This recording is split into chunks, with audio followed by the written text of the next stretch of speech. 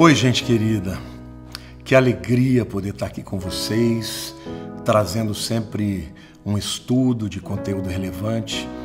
E eu estou falando sobre a vida de Jesus. Essa é a quarta mensagem da série sobre a vida de Jesus. E o tema da mensagem de hoje é por que ele morreu. A verdade é que o nome de Jesus é conhecido por grande parte da humanidade, né? É a figura mais conhecida, sem dúvida alguma. Mas eu ouso dizer que tem muita gente que não faz a mínima ideia da razão por que ele veio. E, sobretudo, por que ele morreu, né? Alguns acreditam que ele se deu mal, que ele lutou contra o Império Romano e se deu mal, ele não teve habilidades políticas junto com os judeus. E a verdade é que muitos não compreendem o motivo, a razão por que Jesus morreu. Hoje, como eu tenho feito em cada um dos estudos, eu quero apresentar para vocês as respostas, né, de por que Jesus morreu, sob a ótica de diferentes grupos, diferentes pessoas. E eu tenho certeza que você vai ser muito abençoado. Mas antes, eu quero dizer para você que se essa é a primeira vez que você está no meu canal, seja muito bem-vindo, é uma honra para mim que você esteja vendo esse vídeo. Se você se sentir à vontade, então vai lá, se inscreva, clique no sininho, curta, compartilhe, faça tudo que você puder, porque vai ajudar o vídeo a se tornar mais relevante e ir mais longe, tá bom? Então, nós vamos começar a analisar o porquê Jesus morreu, né? As respostas que a gente vê nessas diversas óticas. Eu quero começar falando sobre a ótica de Jesus mesmo, né? O que Jesus falou a respeito da sua morte. Lá em Mateus capítulo 16, versículo 21, diz assim: desde esse tempo começou Jesus Cristo a mostrar a seus discípulos que era necessário seguir para Jerusalém e sofrer muitas coisas dos anciãos, dos principais sacerdotes e dos escribas, ser morto e ressuscitado no terceiro dia. Tá bom?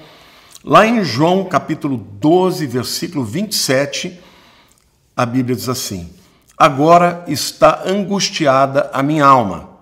E que direi eu? Pai, salva-me desta hora. Mas precisamente com este propósito vim para esta hora.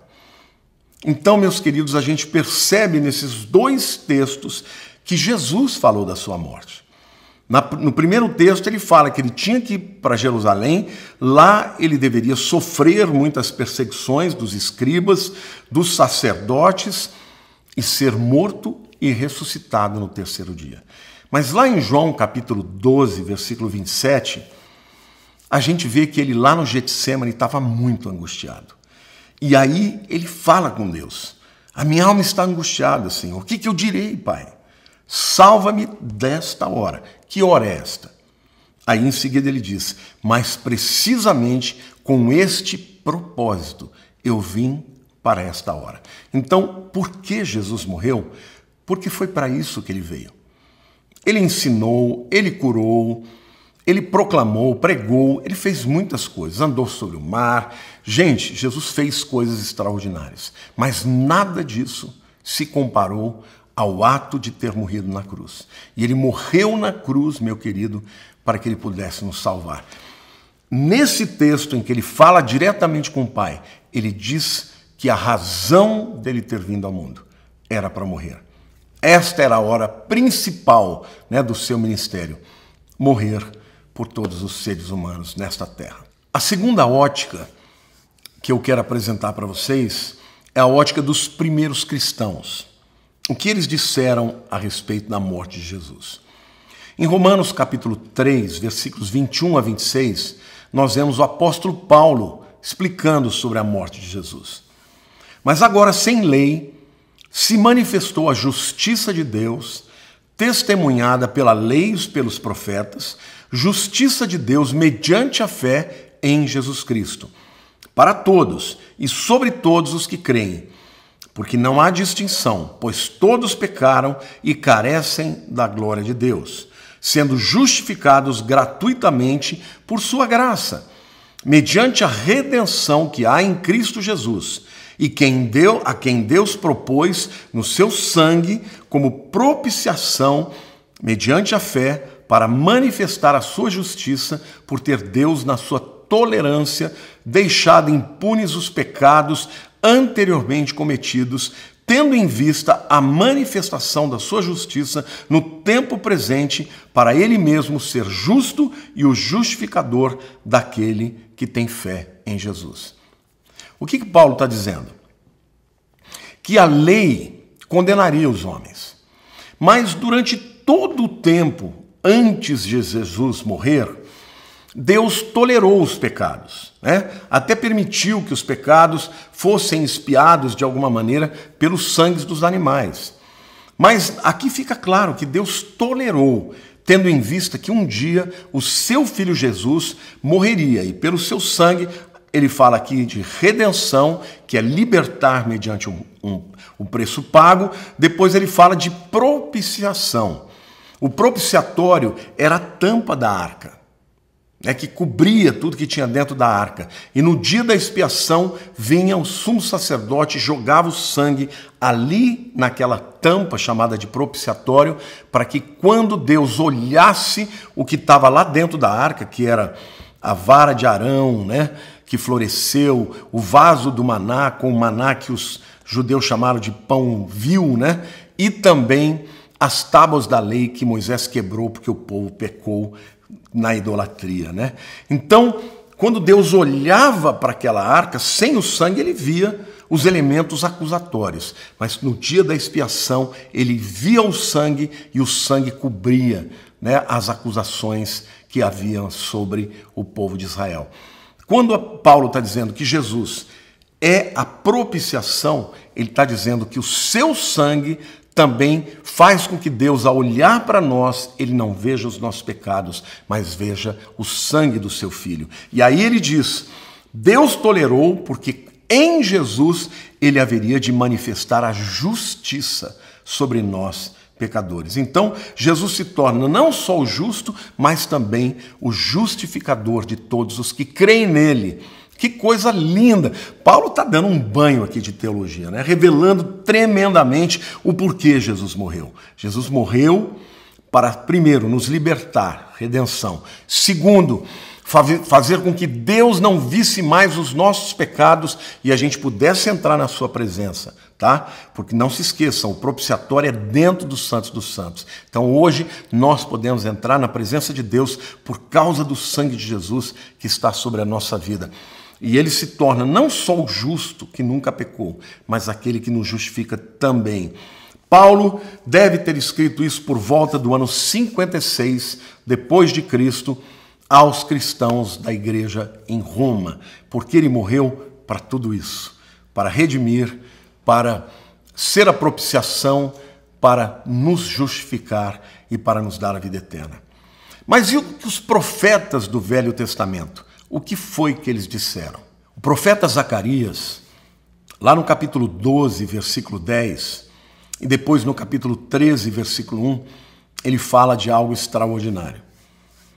E diz assim, e sobre a casa de Davi, e sobre os habitantes de Jerusalém, derramarei o espírito de graça e de súplicas. Olharão para aquele a quem traspassaram. Pranteá-lo-ão como quem pranteia por um unigênito, e chorarão por aqueles como se chora amargamente pelo primogênito. Bom, aqui Zacarias está falando de que quando o povo de Israel estiver sitiado pelo exército do anticristo, que eles estiverem achando que eles estão destruídos, eles vão olhar para os céus e eles vão ver um sinal nos céus, as mãos de Jesus traspassadas pelos cravos. E aí eles vão se quebrantar, eles vão chorar, eles vão entender que Jesus era o Messias, o Salvador deles. E aí eles vão chorar como quem pranteia por um unigênito. Quem é o unigênito de Deus? Jesus. E chorarão por ele como se chora amargamente pelo primogênito. Aqui Zacarias está entendendo que haveria um tempo em que a salvação de Cristo aconteceria para todos os judeus quando estes reconhecessem a Jesus como Messias. E reconhecerão porque o verão, as mãos traspassadas, e eles saberão, então era ele. Todo esse tempo, os gentios tinham razão. Sim, eles tinham. E vai haver um grande choro.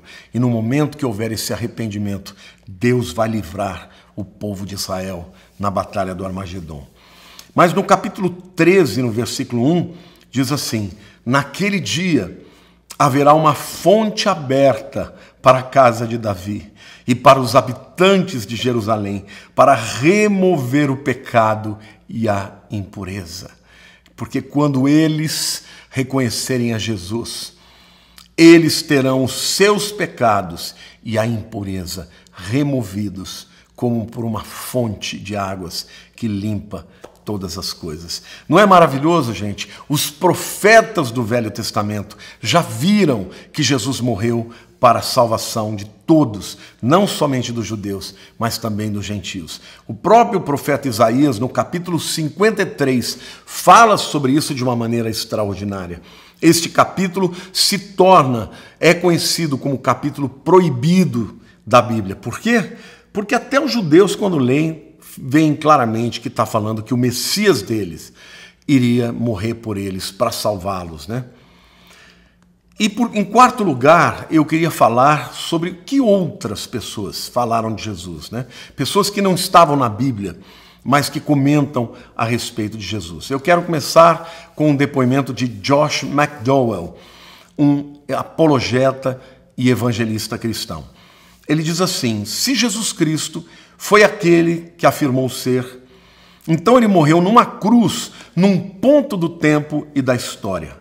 Esse momento interferiu em toda a história, seja a história passada, seja a futura. E é relevante porque é o ponto focal de todo o perdão e de toda redenção.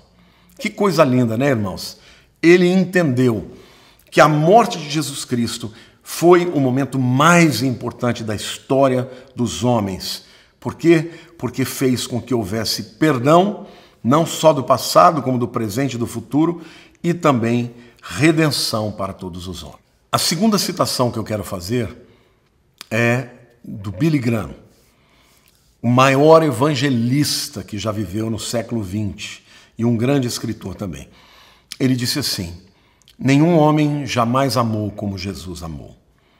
Ele ensinou a ver o cego, o mudo a falar. Ele morreu na cruz para nos salvar. Ele carregou os nossos pecados. E agora Deus diz: porque ele morreu, eu posso perdoar a vocês. Lindo, Singelo, simples, mas é a pura verdade. Porque ele morreu, porque não havia outro caminho. Porque não tinha outra solução. Porque todos pecaram e destituídos estão da glória de Deus. Porque, como o salário do pecado é a morte, alguém tinha que morrer, mas alguém inocente que pudesse então trocar de lugar com os pecadores. É isso que o apóstolo Paulo fala: o justo morreu pelos injustos, e ele nos justificou, e os nossos pecados foram para a sua vida. Então, meu querido, minha querida, se você ainda não entregou a vida para Cristo, confesse que Jesus é o Senhor da tua vida. Creia que ele morreu pelos seus pecados e você poderá viver eternamente com Deus. Mas se todavia, mesmo ouvindo a minha palavra e muitas outras pregações de que Jesus é o Salvador do mundo, saiba que se você não o aceitar, você estará por sua conta e risco. E a Bíblia diz que não há um justo sequer sobre a terra. Sem Jesus não há salvação.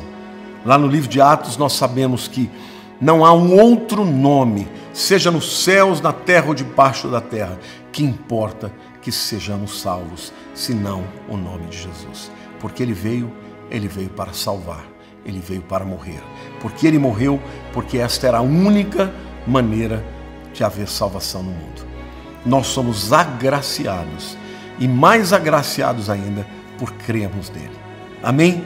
Que o Senhor te abençoe, que te dê, satisfação e alegria por saber que o teu nome está escrito no livro da vida. Deus te abençoe, em nome de Jesus.